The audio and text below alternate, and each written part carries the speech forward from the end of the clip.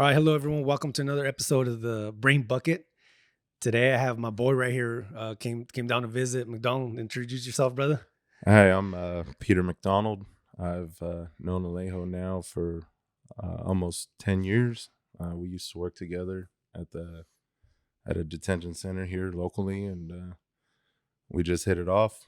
We used to give each other shit because he was in the Marines and I was in the Army, and well, You you know how guys that know, goes, huh? yeah, one of them has to be better, and well, the Army's older, so. There goes that conversation, huh? Yeah. Tell me about okay, let's start from let's take me back. When you are you from the Valley originally? Yep. I was born in La Jolla, but my family always lived here, and I was Oh, that's raised. right. Didn't you go to Southwest, right? Or No, Central? Oh no, Central. Yeah. Central. You used to play football. Yeah. Yeah. How was that? I was fucking looking back back at it now. What do you think? It was fun. Looking back on it now, mm, I wish I hadn't, but Yeah. and I don't want my son playing football, but it was fun. Yeah. Yeah. Did what year did you graduate? 07. Okay. Do you remember if they still had did you guys still have open campuses back then? No, we didn't have open campuses, but Like you couldn't go out for lunch? it was either every Wednesday or every other Wednesday. It was a half day, and they let us off, and then we could take off. But that was the closest thing we got to getting out of there. But no, we weren't allowed to leave for lunch or anything like that. That's fucking crazy because I remember I never fucking graduated, but I was supposed to graduate in 2000, I want to say 2004. And I remember there were still open campuses. So obviously at some point someone fucked it up for the rest of us. And it's weird because my boy's 17 now and he's a junior. And to me, it's fucking crazy that they don't have open campuses because I try to explain to him, like, how is it? I don't think it's a California thing because I've heard that Brawley still does it. They still allow their fucking kids to go out for lunch, during their lunch break or whatever. But how are we supposed to teach our kids responsibilities and we don't fucking trust them to go out to fucking lunch and come back on time? You know what I mean? To me, that's just fucking crazy. But then next year when he graduates, we're gonna fucking send him out to the real world, and you know what I mean? It's like fuck. Yeah. Well, I mean, look at how we grew up. I mean, you're a little bit older than me, but I'm sure the experience still carries over. Yeah.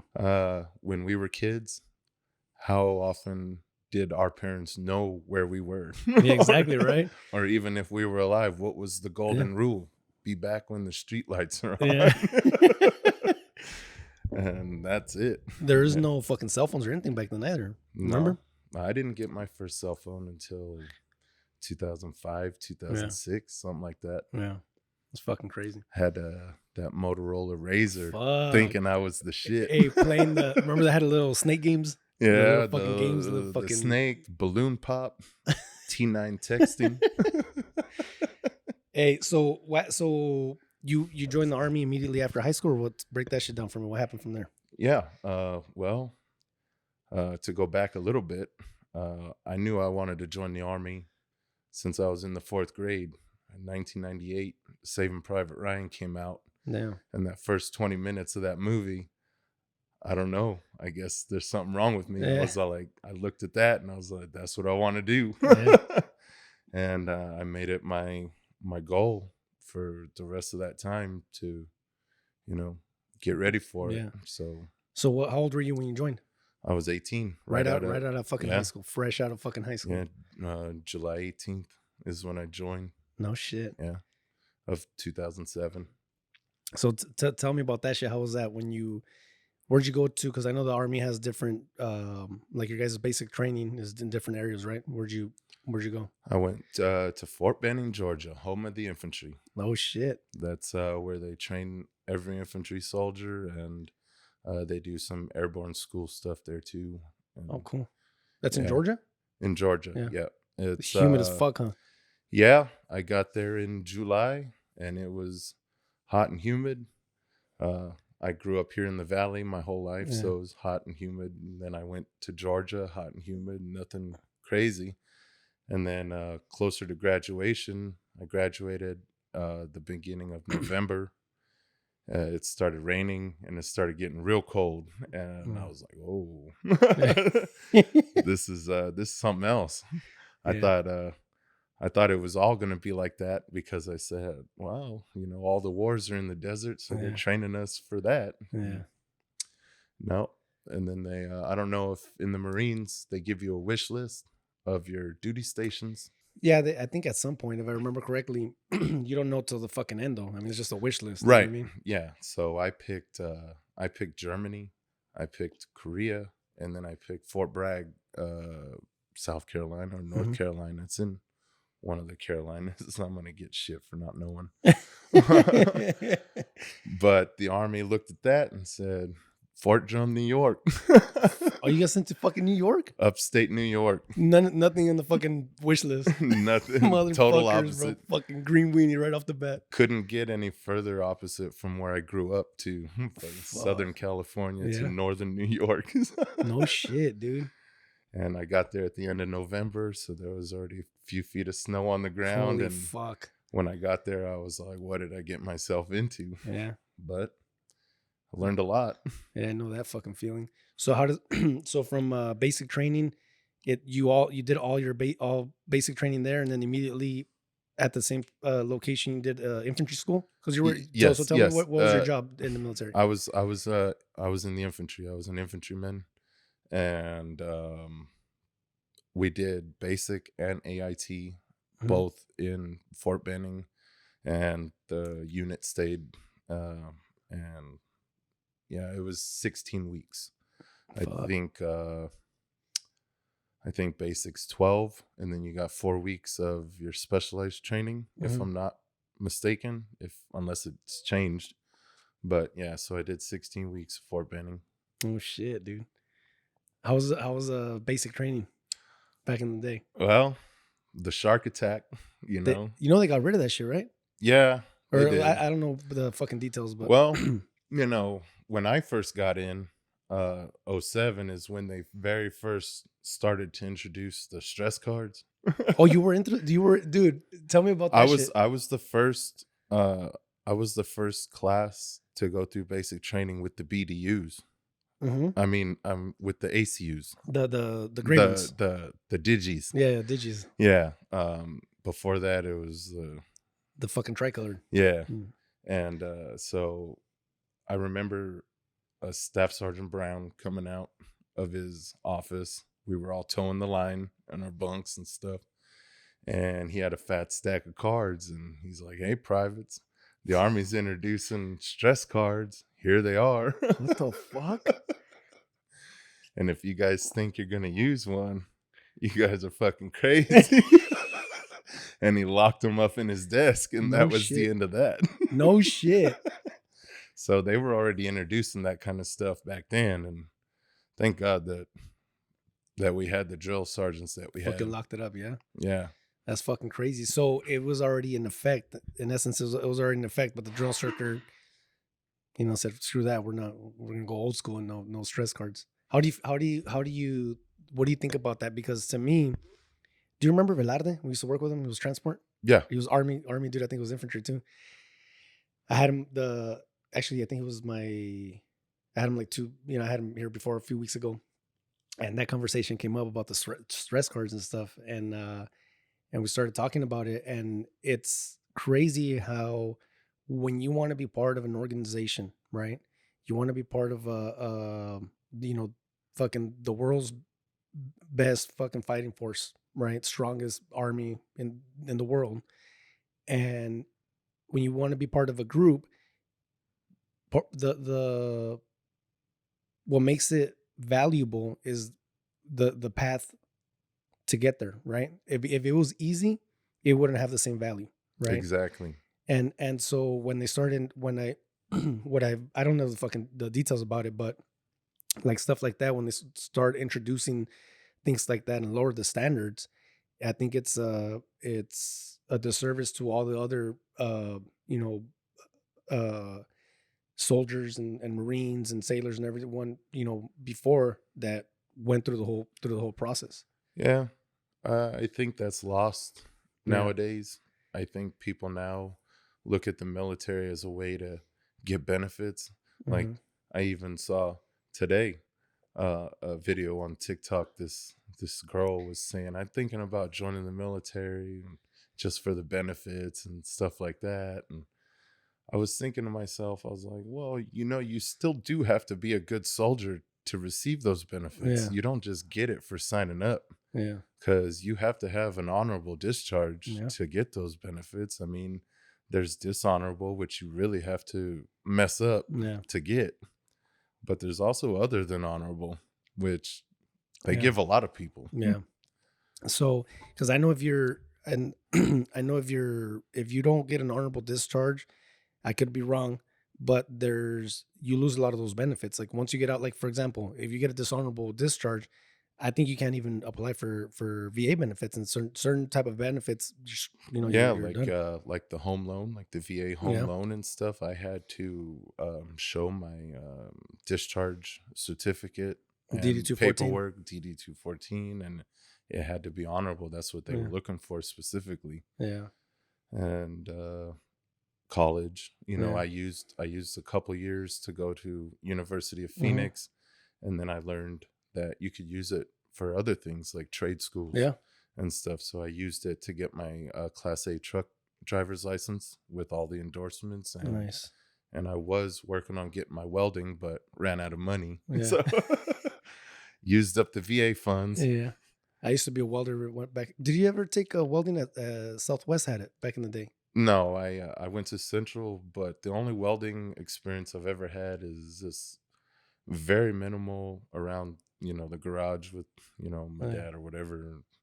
And and then at CET, Center for Employment yeah. Training, is where I was going for my welding stuff. I But used to do that before the Marine Corps. I was a welder. I went to IVC. Well, back when I was in high school, I also went to Central. I was I was the only one that did it, so I don't know what kind of fucking loophole I found, but I was able to go after my lunch period or during my lunch period. I was able to drive. I already had a license at the time. I can't remember if I was a junior or senior, and I would drive to Southwest and take the welding class there. That would be my last class, and then I'd started doing that at IVC, and then my instructor, he's still around.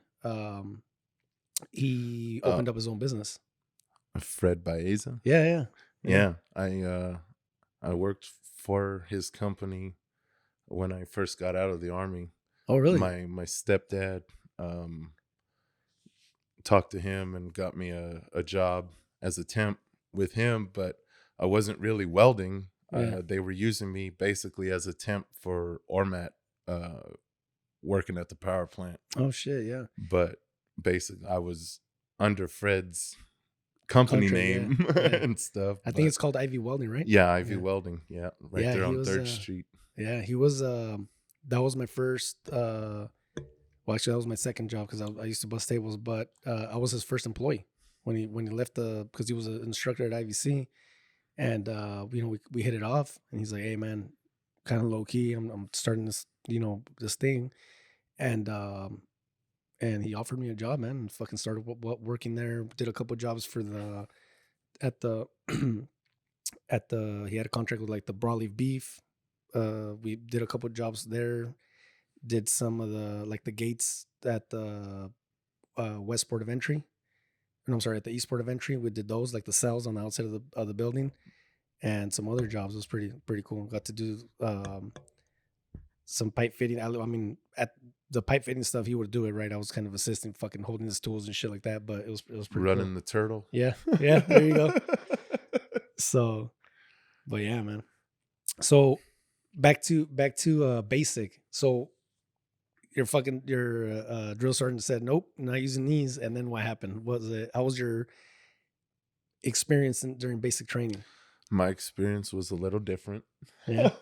because I've always been a big boy. Oh shit. And I originally tried to join the Marines because my father was a Marine, Okay. and I wanted to go fight somewhere, Yeah. and I was gonna go with whoever would take me. Yeah. Marines wanted me to weigh 227 pounds, uh, and that wasn't gonna happen. I came home from Afghanistan, climbing mountains, starving to death, and I was only 240. Holy shit. If I lost 20 more pounds, I don't know if I'd be able to hold my head up. Yeah. But I get it. So what? They're riding your ass during basic. Oh Because yeah, you're a I big boy. had every day it was the same menu for me. I was on the weight loss program. Fucking diet program and shit. Yeah, I had 2 boiled eggs, and it was either an apple or an orange in the morning, and I couldn't even have milk. I had to drink water. Wow.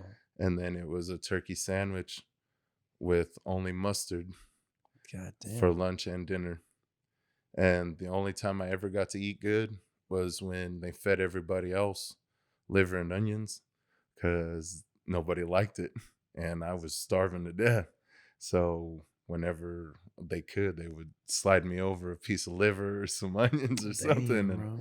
and I would eat that. That's crazy. But yeah, they knocked 50 pounds of height off my ass Damn, in bro. 3 months or 4 Fucking months. Wore your ass out, huh? Yeah. Yeah. How was the training? Because I know nowadays a lot of the shit that you and I probably went through my boot camp and basic training would probably be considered a no-go, I'm sure, nowadays, or hazing. How was that experience as far as like the drill instructors riding your ass and getting, Well, to go back to the shark attack, when we first got there, okay, so you go there and you go to the center there. I forget the name of it, but you go, you sit in some benches, and they tell you what to do, and that's where you turn in your civilian stuff. You put your bags in. They go through all your bags, and everything, and then they put you on the bus, and then they drive you around. Well, they drove us around for like an hour. On the bus? Yeah, through the forest, through the woods and stuff like that. And then we pull up to our barracks, and the drill sergeants are all standing there at parade rest. And then when the buses pull up, they lock up, and then they fucking break. And they're all coming towards the buses. And we're like, okay.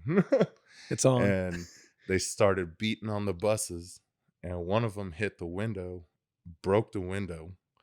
Glass was breaking in on us, so we had our bags sitting on top of our laps.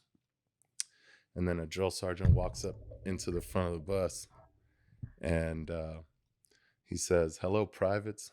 Welcome to hell. I'm the devil. Now get the fuck off my bus." God damn. That's just like some shit out of a movie, bro. Fuck. And so we all got off the bus. They made us put all of our duffel bags into a big pile, probably like 150, 200 bags into this big pile of duffel bags. They got us into formation, and then they told us, okay, go get your bags. So, and then they gave us, a time frame to be back, and we had to go dig through this big, huge pile of bags. And then when we found our bag, we had to hold it over our head until everybody found all the bags, until all the bags were accounted for. Fuck. So, yeah. Did you show up with did you show up with long hair? Did you go through that experience where they shave your head and stuff like that? No.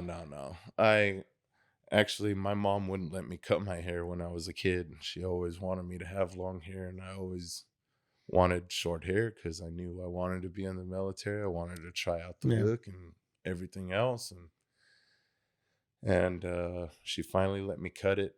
I think 8th grade, or maybe even when I got into high school, I was able to handle my own haircut finally.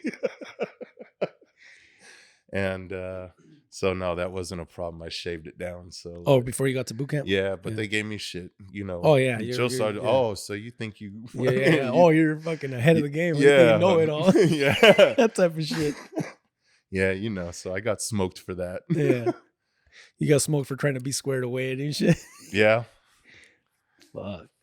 And then how was so in the Army you do basic training, and then the infantry school is it the same drill instructors or Yeah, drill sergeant?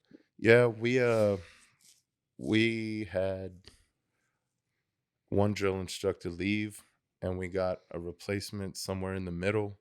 But one of the drill instructors that I had from the beginning stayed with us through the whole time. Oh damn. It was Drill Sergeant Van Cleve, and then Drill Sergeant Masty.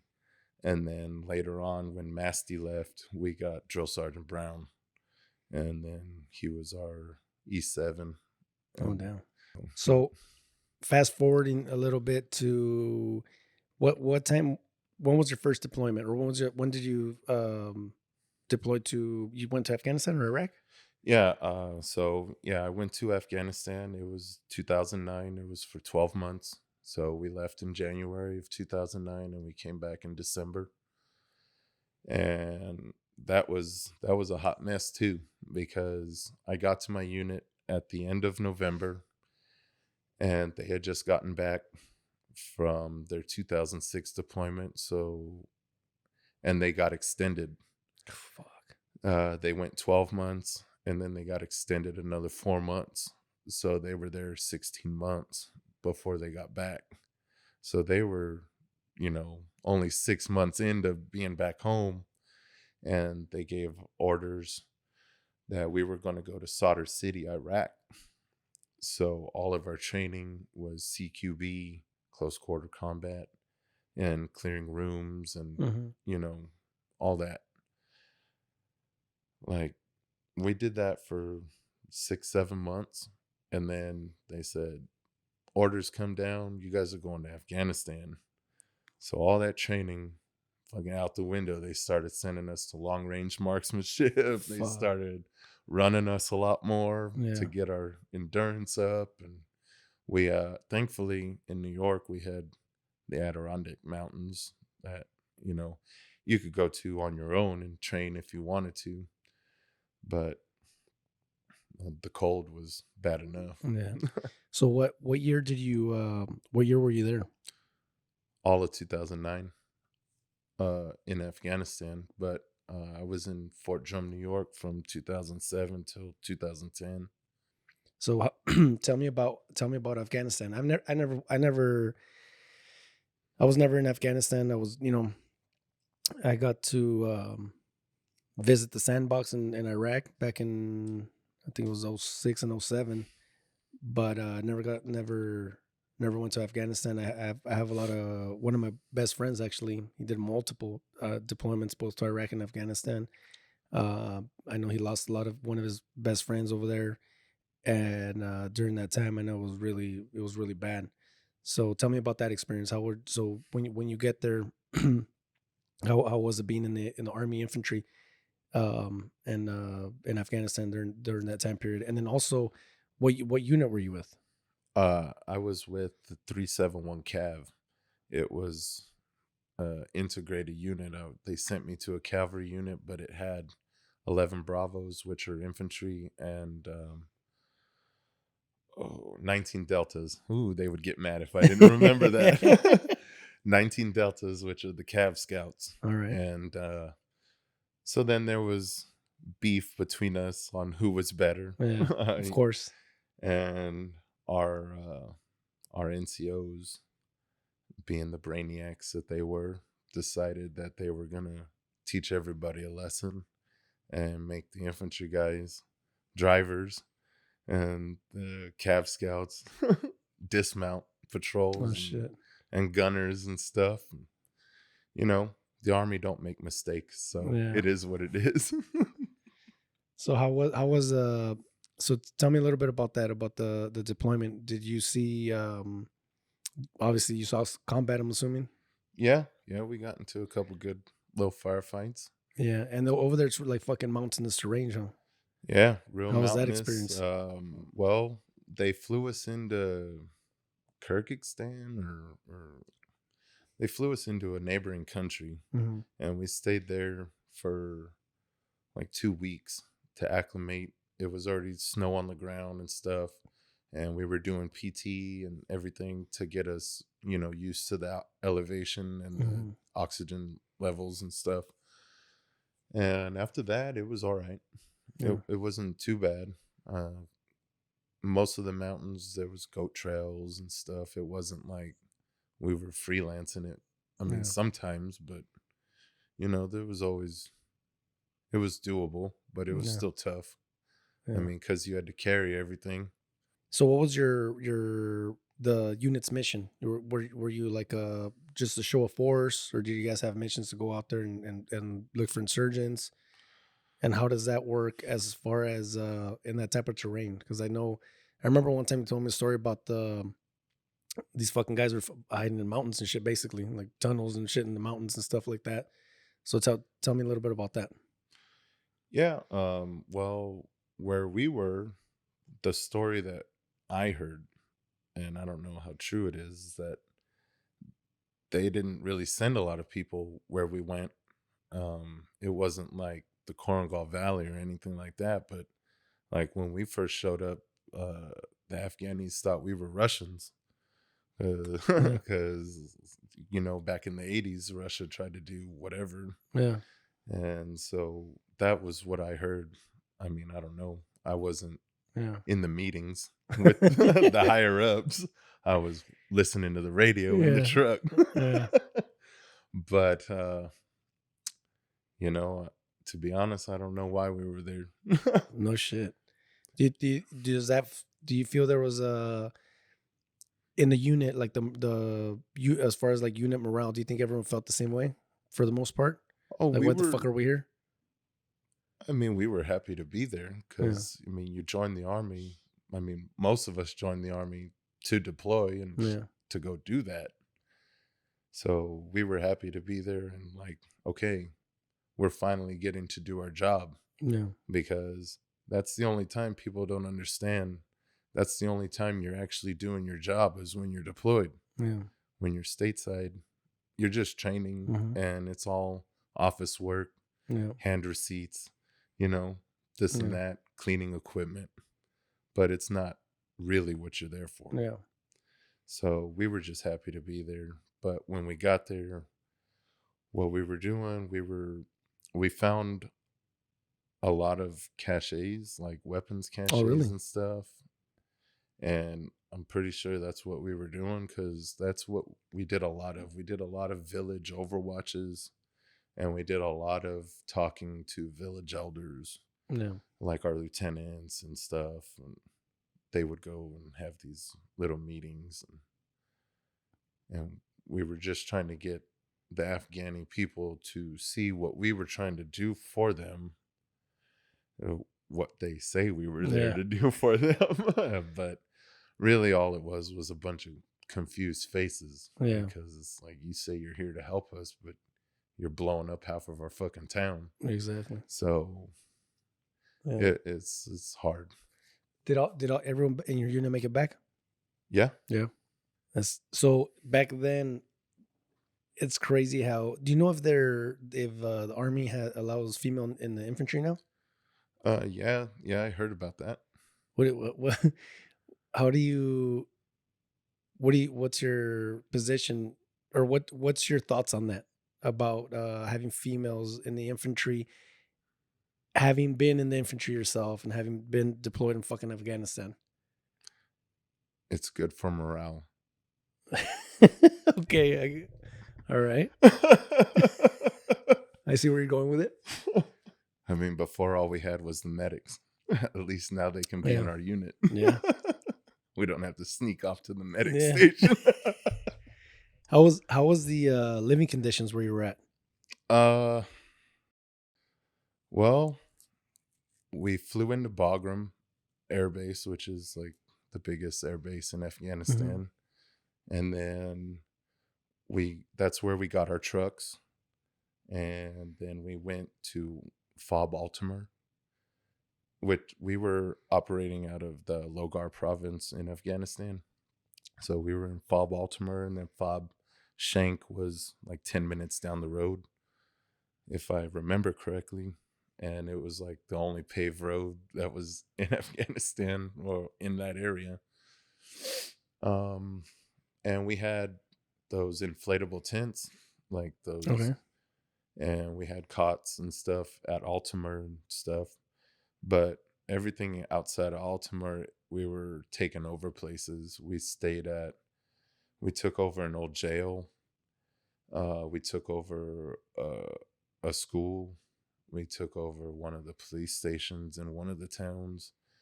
And that's what we did. We just packed up our stuff and we would just sleep wherever and Yeah, make do. that's crazy, man. Yeah, the jail story, that was when we took over this jail, Tell me about that. Yeah. and it was all mud clots and stuff, and we set up a serpentine, razor wire for our ECP and stuff, and it already had half of a bus cut in half on top of the roof. So we just kind of put sandbags around that and made it our high point little Overwatch. Overwatch. And because you could see 360 around the whole area, and it was right there. Had good view. Like right down there was the ECP, so Yeah. we put some guns up there so we could protect our entrance point. But so the jail was an abandoned jail. It was a building that was already abandoned, or Well, we had it. The Americans had it when we got there, okay, but I don't okay. know if it was abandoned when we When they found first it. out, yeah. Okay, I see what you're saying. But that was the only experience that I had with military from another country, because a French unit rolled through. Oh shit, And tell me about that. I've never yeah, worked with any other country's military. and Well, well, I mean, we weren't working with them. They were just passing through. They needed some fuel, I think, or whatever. And they stayed the night with us, and we shared a room with them. And basically, we were just swapping stories with whoever could speak English, and they would show us their guns that they were working with, and we would show them ours. They would show us their food that their military was providing. Goddamn. yeah. Like they could cook their own food. Like they had little burners that you would light Oh on no fire shit. and you could cook like real food and stuff. Better than our MRE fucking Oh warmers. yeah. Oh yeah. Yeah. Way better. No shit. And so we swapped stories and food and this and that and little souvenirs, and it was fun. Yeah, We just stayed up and shot the shit with them for the night. that's cool. I got to work with the only experience that I had as far as actually working with you know other countries' military was in the Philippines. I was on 31st MU, and I got the opportunity to work with some Filipino Marines, and that was pretty cool, man. These guys, they um just hospitality. The Filipino people, as far as my experience, was just awesome, bro. Very welcoming. Very they threw a big ass party for us right before we left. Roasted a fucking pig. We all got fucking shit faced. Like you said, trading stories, and it was a pretty cool experience. It was probably it was very it was a little bit more personal because we were actually training with them. You know what Oh, I mean? okay. We're actually training with the Filipino guys. So it was pretty cool. I actually met a guy. He wasn't in the army at the time. From what I understand, he joined the I don't know if it's the Filipino Army or the Filipino Marines, but we were at, and I'm probably gonna screw this up, but I think it was called Fort Magsaysay. It's one of the old president from the Philippines. That's the name of the base. And we met this guy there. His name was Jimson Madrid, bro. Super cool dude, real young at the time, right? Well, we were all young at the time. And funny story, we were from, I think it's called Pattaya Beach, where the ship dropped us off. It was hours into the, where we're staying. That was fucking hours driving and into this Filipino army base. So obviously at the time, no cell phones, right? If you had a cell phone, there's no reception, right? There was no, you couldn't leave the area because you were working, right? Like there was no you don't have liberty to do anything. You're training and working during the whole time, and you don't have access to money, right? Unless whatever you had on you. So Yeah. we were tired of eating MREs and the food that we're giving us. So we met Jimson and we tell him, hey man, we're like, can you bring us some food from back in the town, right? He had a little fucking moped. He goes, yeah, I'll bring you guys some food. What do you guys want? Man, well, I don't know, what do you recommend? He's like, oh, they have some really good chicken here. All right, fuck it. So we put some money together, give him the money. Jimbo fucking takes off on his little moped. And then an hour passes by, 2, 3 hours, bro, 4 hours. Like, oh, this fucking guy, he fucking robbed us. You know what I mean? Like, this guy ain't coming back. And about 4.5 hours later, Jimbo shows up with a chicken. It was wrapped like in some banana leaves or something. And we're like, dude, what happened? We thought you were gone. You know? He's like, oh no, I had to go. I had to find the chicken. I had to kill the chicken. I had to pluck it.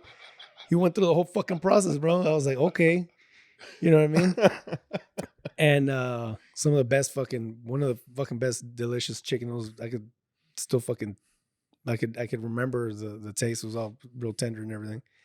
But later he became, he joined the Filipino Marines or Army or whatever it is, and I still keep in touch with him, through Facebook and stuff. Real cool That's dude. cool. It's cool when you get to meet people from other parts, right? Even whether it's other parts of the world or just other parts of the country. It gives you a lot of perspective. Yeah. And I think that's what a lot of people are missing here Oh, yeah. because they live in their little bubble Yeah. and they don't know what is going on in other parts of the world. Yeah. And people who get to travel and see, everything. Yeah. Different perspectives, different cultures. People are different way of living completely. You know what I mean? And like you said, a lot of people there's some people that have never left the Imperial Valley, bro. You know what I mean? They've never left the Imperial Valley. The furthest they've gone is fucking San Diego. You know what I mean? Like, and that sucks, man. I hope I'm lucky to have the to have had the opportunity to travel with the Marines, and then and you guys do get to travel. You guys get to go all the cool places. Yeah, I mean, we got to go.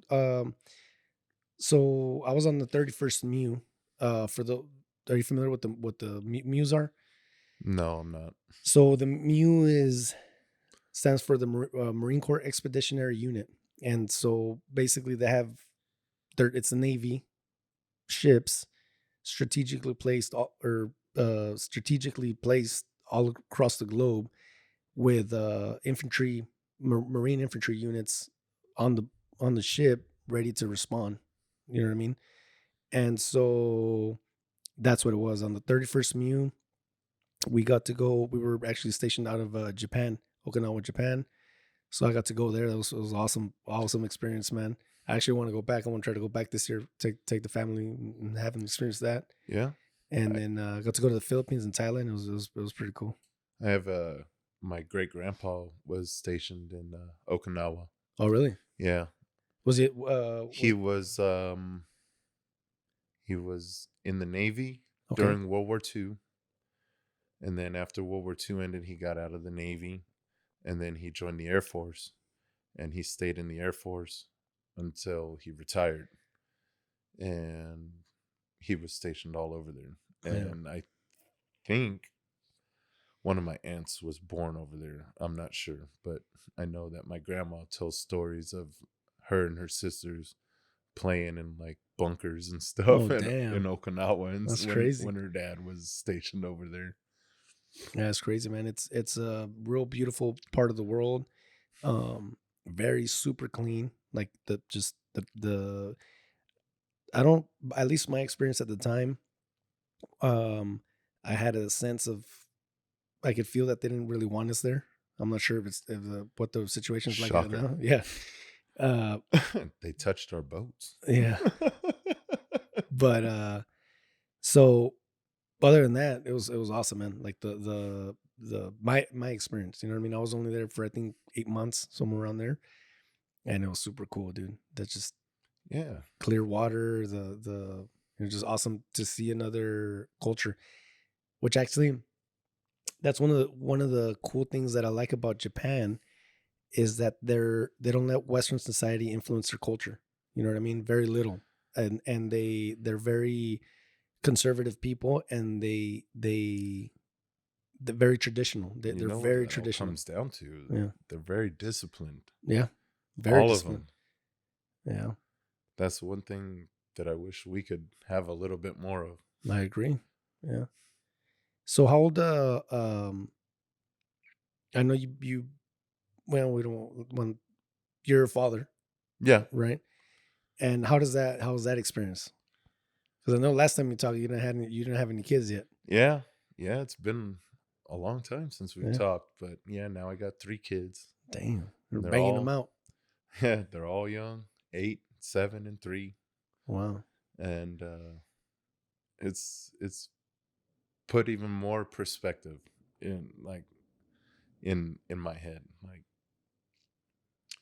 I couldn't see myself doing what I used to do in the army now. Like Yeah. I wouldn't want to be in the army now that I have kids, like Yeah. being away from them and just who I was when I came back that my wife had to deal with. Yeah. That's not something that I want my kids to see because my wife had to fucking break me like a wild horse, you know? Yeah. She put up with a lot and Yeah. she finally got me on track. It's crazy how, last time we spoke, last time we hung out, it was, I think we were in our 20s. You know what I mean? Yeah.